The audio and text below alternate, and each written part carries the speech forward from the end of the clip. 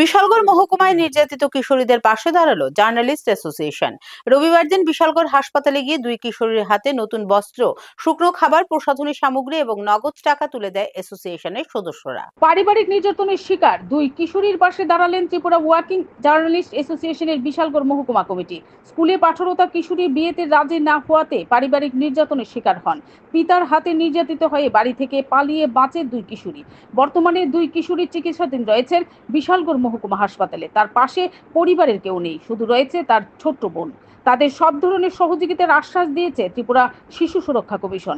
এবার এই অসহায় দুই কিশোরীর পাশে দাঁড়িয়েছে ত্রিপুরা ওয়ার্কিং জার্নালিস্ট অ্যাসোসিয়েশনের বিশালগড় মহকুমা কমিটি। রবিবার দিন বিশালগড় হাসপাতালে গিয়ে দুই কিশোরীর হাতে নতুন বস্ত্র, শুকনো খাবার, প্রসাধনী সামগ্রী এবং নগদ টাকা তুলে দেন অ্যাসোসিয়েশনের সদস্যরা। এই সেবামূলক কার্যক্রমে উপস্থিত ছিলেন অ্যাসোসিয়েশনের বিশালগড় মহকুমার সভাপতি সমীর ভৌমিক, সম্পাদক খোকন ঘোষ, সহ সম্পাদক জীবন সাহা, সংগঠনের রাজ্য কমিটির সদস্য তথা বিশালগড় প্রেস ক্লাবের সভাপতি ভবতোষ ঘোষ, সংগঠনের সদস্য অলোক আহমেদ চৌধুরী প্রমুখ। অ্যাসোসিয়েশনের পক্ষ থেকে আগামী দিনও এই অসহায় কিশোরীদের সাহায্যে পাশে থাকার বার্তা দেওয়া হয়েছে। Bureau report, BTV Tripura news. এটা একটা মর্মান্তিক ঘটনা। এই ঘটনা আমাদেরও গা শিউরে ওঠে।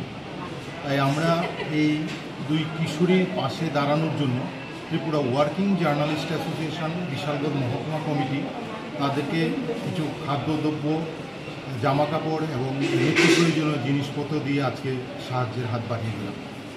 ভবিষ্যতেও আমরা অবশ্যই তাদের পাশে থাকব এবং তাদের সুন্দর জীবন এবং দীর্ঘায়ু আমরা কামনা করছি।